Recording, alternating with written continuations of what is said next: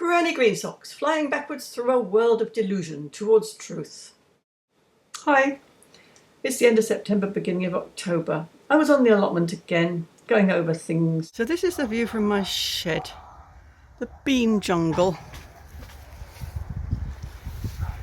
Didn't do as well as it did last year, probably because it was on soil that hadn't been worked for years. Even so, it's quite impressive as bean jungles go. I'm starting to harvest the beans as they go brown. These are dry beans. They are actually intended to be runner beans as well, but this year it was so dry and hot that the runner beans went to seed before they even produced pods, really. It doesn't matter, I'm leaving them all to make beans, and they will store for the winter.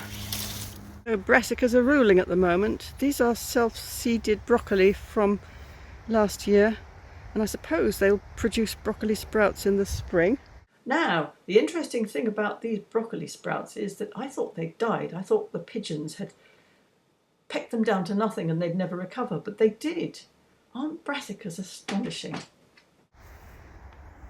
I ended up with two reasonably good Brussels sprout stems. The one in the middle has fallen over. It's got a few, but because it's lying down, I think the snails have got at the buds. Peas finished, and there was a huge amount of weeds there, which I pulled out. Not before they'd gone to seed, a lot of them, which is unfortunately my way of doing things, apparently. So I've put lots of plastic down to prevent more of the little so-and-sos.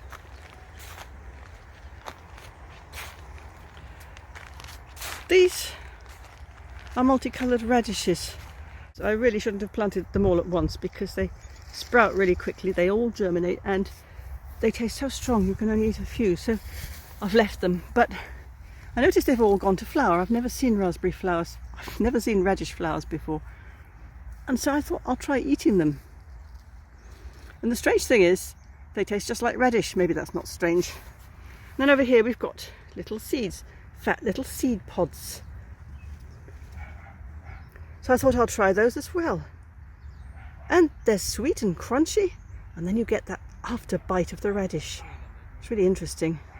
And over here the beetroots. We don't seem to eat lots of those either, so they're still sitting in the ground, where they'll keep perfectly well till we want them.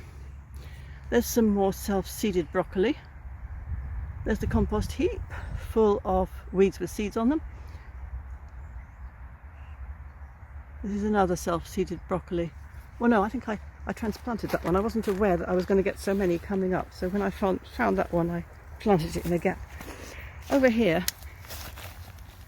this was a perfectly respectable cauliflower plant. And when I'd taken the cauliflower, I left the plant. And it's made more little cauliflowers.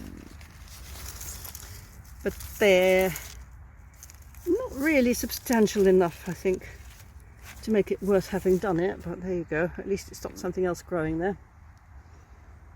I also left the cabbages in the ground, and they produced side sprouts as well, and some of them are like quite nice bunches of leaves. Oh, and this here.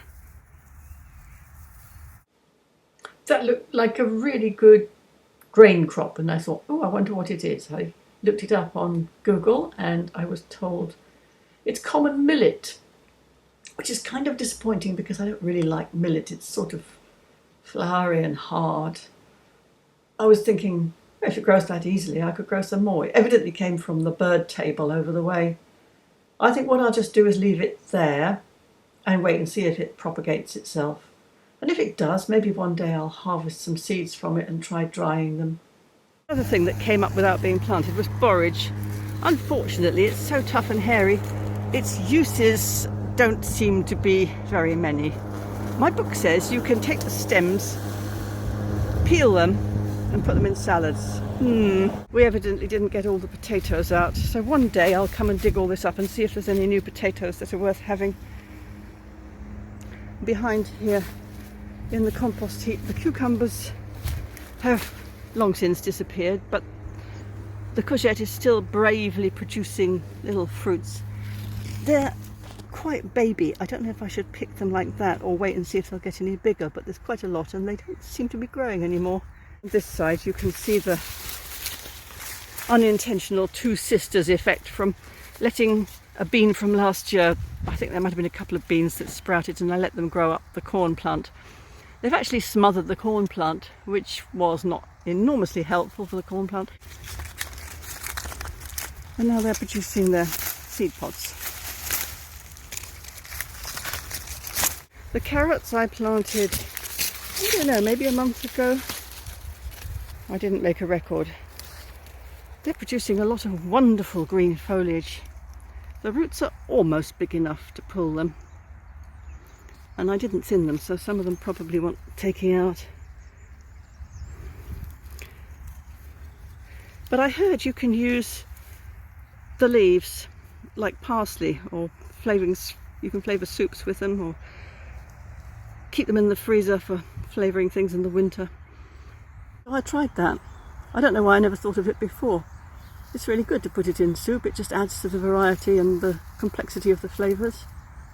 And there's such a lot of feathery greenery on these kinds of carrots. They're multicoloured. They're some of them are deep red, some of them are purple, some of them are a pale yellow. You can't really see them yet, but I'm hoping that I'll get some good carrots off them. Oh, you can just see the top of the root on that one.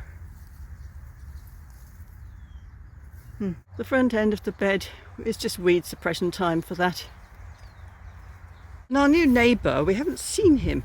Apparently he came along one day and dug over this patch and divided it into squares and planted different things. And then he went away and didn't come back. So he's got a crop of something, but I'm not sure what it is. We had no joster berries this year. There were joster berries, and then one day we came back and there were none. I have no idea where they went. We did have plums from this tree and from this tree, and they were pretty good. From this apple tree we had one apple, and I see there's one little one left there. We had a surprising lot of blackberries from these brambles at the back of the fruit trees. I think it was quite early on. They started to ripen up in July, which was astonishing. We still have to get them down before they take over. Look at this. Why do mothers buy their children these stupid plastic things and they just don't care enough about them and chuck them away? The allotment office decreed we should no longer have bonfires this year. We have no idea what to do with all these twigs. Maybe an accidental bonfire, like the one that happened to the bench in the playground opposite one night. Ha ha. So my soup today contains some little carrot thinnings and a sweet potato that I've had knocking around for ages. That will be the starchy component. Here they are, sweating in olive oil with some onion. And the green component is carrot tops from 3 carrots. Honestly, there's so much more from the tops than there is from the actual carrots. Some chickweed, as usual, and some flowers from the radishes. Oh, and also some Chinese leaf pak choy or something. So I made the soup and served it up. Hubby wasn't totally excited about it, and I mean it was okay, but it wasn't as nice as the previous soup I made. So 2 things were different. One was that with the previous soup I put potatoes, ordinary what they call Irish potatoes, and the greens. This one I used a sweet potato as well as carrots, and possibly that muddied the flavour a little bit. And it wasn't a very strong flavour, so I added lots of soy, and then I thought it needed that sharpness, and I put some balsamic vinegar in, and now I'm thinking maybe it was just too many flavours. The previous soup was fairly simple in comparison. And I didn't chop the stalks of, I don't know if it was the carrot tops or the chickweed, probably the chickweed. I didn't chop the stalks short enough.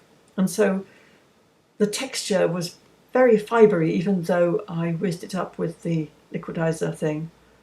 So, you know, sometimes it tastes better, sometimes it tastes not so good, and that's what you get when you make up your own recipe every single blooming time. Anyway, have a good day, have a good week, till I see you again. Bye.